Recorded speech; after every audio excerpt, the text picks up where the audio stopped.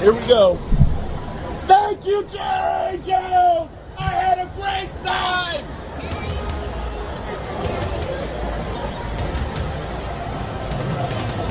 Thank you. I'm going to exit the building now. Like a loser. The house that Jerry Jones built? It's a house for losers. Yep. Charles Haley was 100% was right.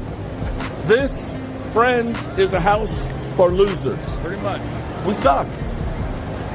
We suck. But I had a great trip.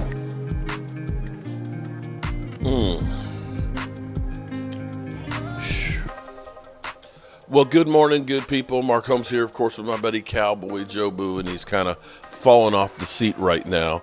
And I can't say that I blame him 1% at all, because we suck.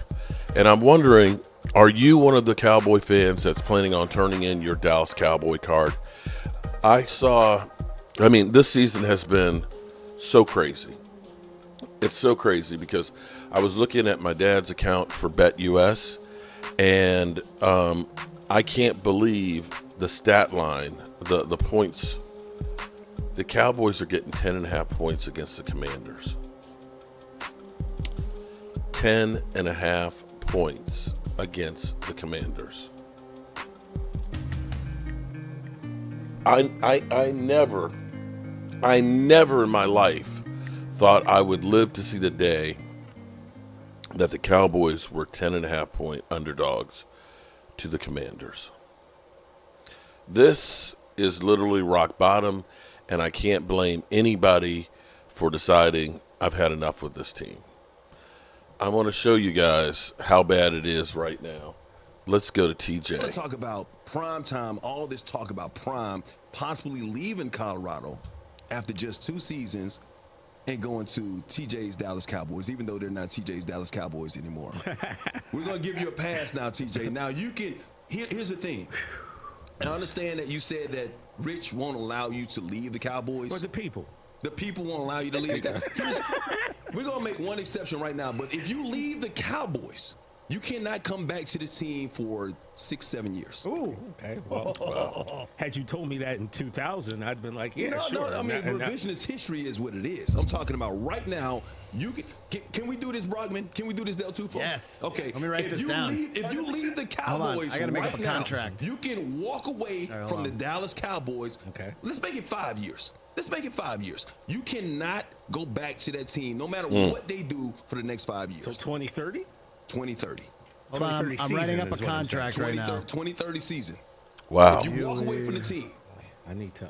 Can I have some time to think about? We have. No, you don't have time to think about it. We got 3 hours. So if they win, he can have nothing. He can't say a word. If they win 4 in a row, he can't say a word. Can't celebrate. He can't celebrate. Hold on. No parades. What year are we doing? 2030? 2030. You can't come back until Wow. the 2030 Put that on the board.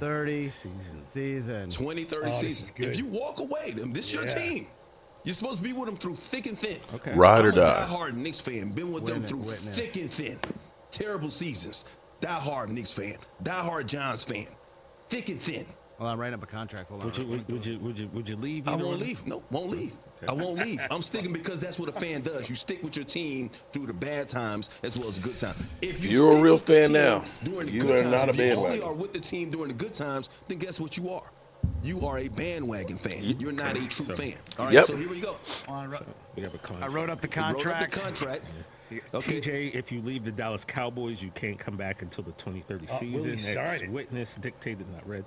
Witness. Are you going to sign it? I need time to think. Okay. Emotions like you just sprung this on me. Okay, all right. You know That's what I'm saying. Brockman, we'll give him Think until... Think about it. There's the contract that's signed. I got my We're going to get a notary. Mike, are you a notary? Yes, I am. All right, we'll get Mike to notarize it. Let me right now. I got to ponder this. I just I have made until myself. noon. You got until 11:30 Pacific time.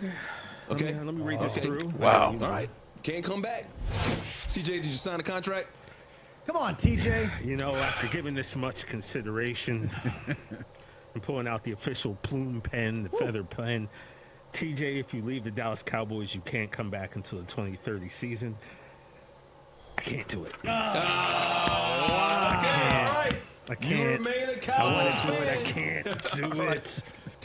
And the question is why? Why do we do this? Why do we stick with this team? I'm in the same spot right now. It's David Wiley calling. I'll call you back, David. I'm in the same spot. I don't know why I'm still here as a Cowboy fan, but it has been hell.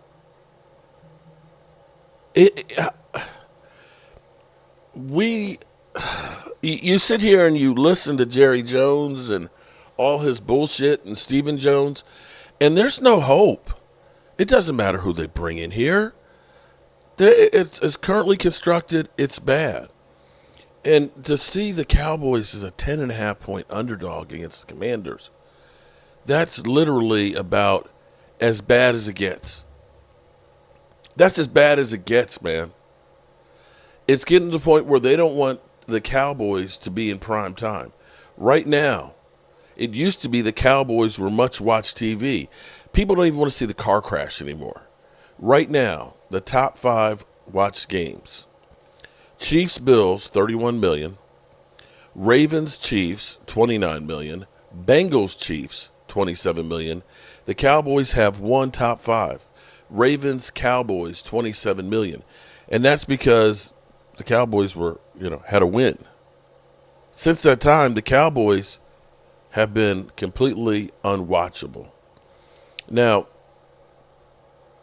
we got even more bad news. Marquez Bell, he's done for the season. He's going to have shoulder surgery. We literally, if you have stock in Dallas Cowboys medical care, you're making money. Jake Ferguson, concussion protocol, he won't be playing on Monday night. On Sunday. We don't know if he's going to play on Monday night against Cincinnati either, being in concussion protocol. But we may end up having, surprisingly, Deron Bland has returned to practice, and Brandon Cooks along with Marshawn Nealon. And at this point, I want to know from you guys, do you want to win? Or is it you've already packed in for the season? Are you looking to see how high a draft pick can we get? Knowing that we still have a game against the Giants, 2 games against Washington, and another game against the Eagles, this is setting up to be nothing but pain. I honestly don't know what I'm going to do. I mean, seriously, I honestly don't know what I'm going to do. We could lose all those games. As bad as this season has been, you don't think that we're going to, even if the Eagles pack it in because they've already won the division the last game of the season, I don't know that we can beat their backups right now. Dan Quinn, he's looking for some payback to say, I wasn't the problem in Dallas. Jerry and Stephen Jones were. I'm not a loser. Those guys are. Those guys are. And I want to show you how bad they are. The Giants, they're tanking. But are we sure we can beat the Giants? It's just awful right now. And we got players that are in denial because Micah Parsons still believes we're a good team. And, of course, now we have coaches that are on lame ducks. You see Jim Fossil, who's, talking and tearing up, and what he's thinking about is he's thinking about this is my last ride with the Cowboys, and every week this is going to be ass, what's going to be my next gig? Where am I going to be moving to? What am I going to do? And then you get Jerry Jones. Oh, we're going to be looking at it. We're going to fix it. Jerry, you've been trying to fix it for 30 years, bro. So, knowing all that, are you still them boys? Are you still believing? Are you still, well, apparently people ain't paying for the tickets.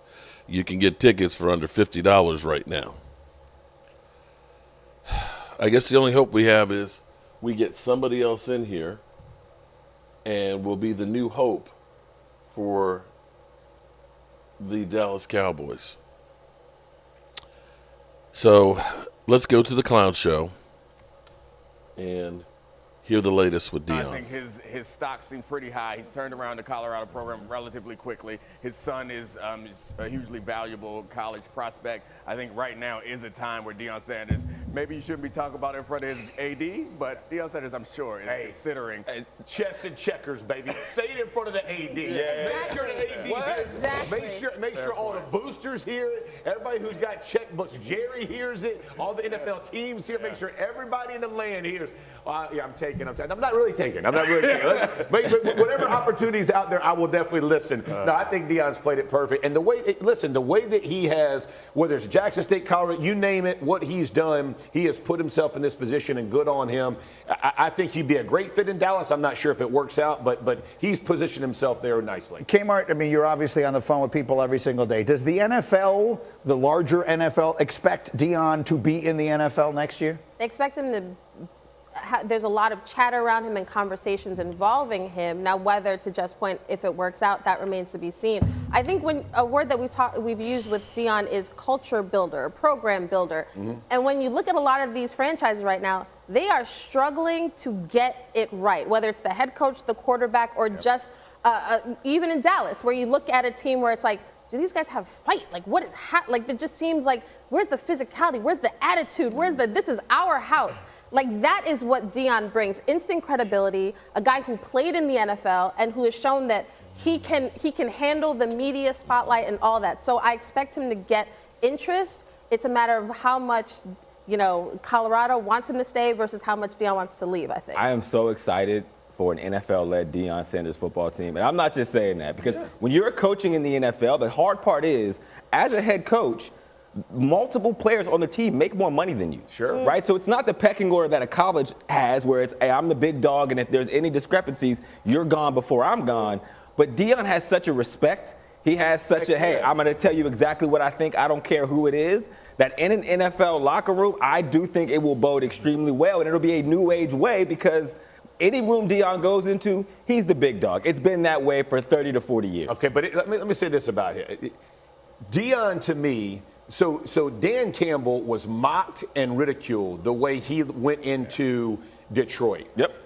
But the way that he has built that team, that old school mentality, that's Deion Sanders. Don't let the flash fool you, bro. He is a stone cold killer. That dude understands. He wanted to embarrass his opponents. He wanted to show everybody he was the best in the world. He doesn't look at coaching any differently. This cat wants to get it wherever he goes. He wants to be the absolute best. That is no difference than DeMeco Ryans, the Dan Campbells of the world. And when you talk about culture, he's lived in a locker room and he has lived with the spotlight on him. And he has exceeded expectations at every point in position. That's why you want a guy like that walking in. He can find the right coaches. He can put the right people in the right spots. But at the end of the day, when you want credibility from players, he's earned it, man. And he is a different cat than most people walking in. I love it. I love the mentality. Deion is a number of things, and what they add up to is right now the most interesting person in football, because he is not only a super high-profile candidate to become an NFL head coach.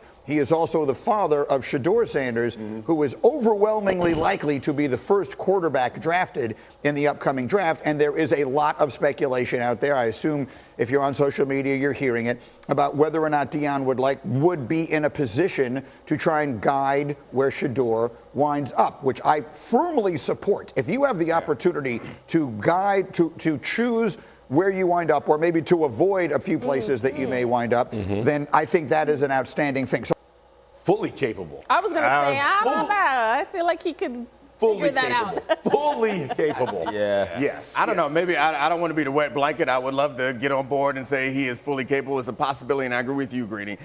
We've seen so many quarterbacks have their careers ruined. So if you can control where you go to give yourself a chance, then you should absolutely be able to do it. The problem with it is, I think we talked about this earlier, in that,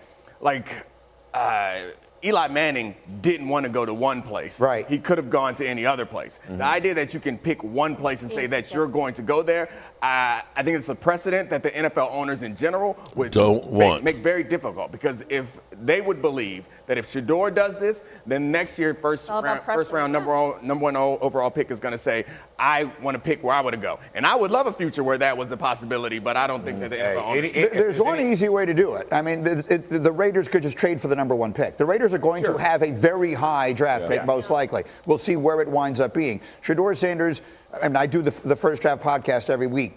He is projected to go in the top 5. Right. If you want to make sure you get him, then if you're the Raiders, you just trade with whoever has number 1 and you get the number 1 pick. And then this is the easy. In that regard, it becomes pretty easy to do. And then you hire his dad to be head coach. That's what I'm saying. Talking about all of this is just.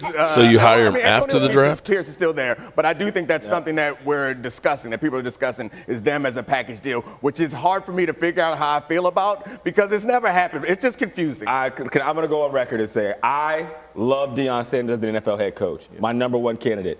I love Shedeur Sanders as an NFL quarterback, my number 1 prospect.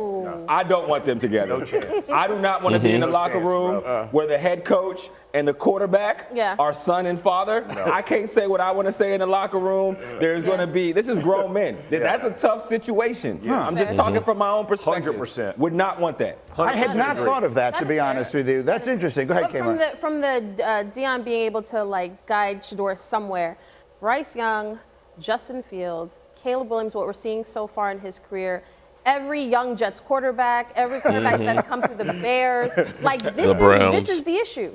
Because a lot of these franchises ruin these kids, the early developmental years in the NFL, they ruin it. So if you have the power to do so, Deion Sanders it'd be crazy for him not to exercise that kind of power.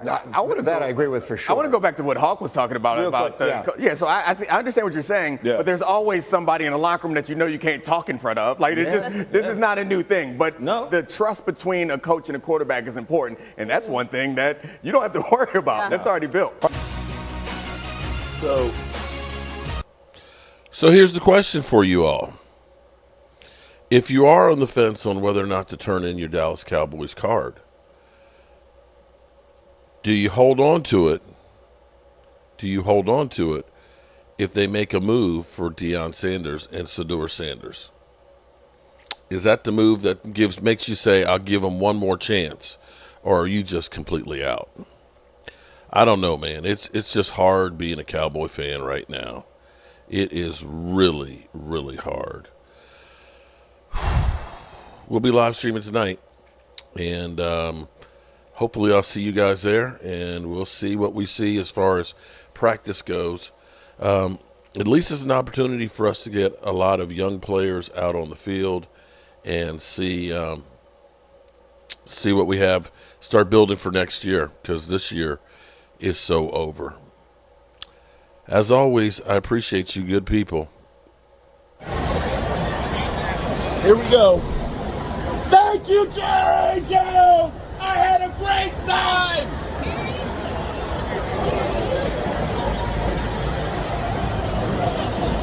Thank you. I'm going to exit the building now. Like a loser. House that Jerry Jones built? It's a house for losers. Yep. Charles Haley was 100% was right. This, friends, is a house for losers. Pretty much. We suck. We suck.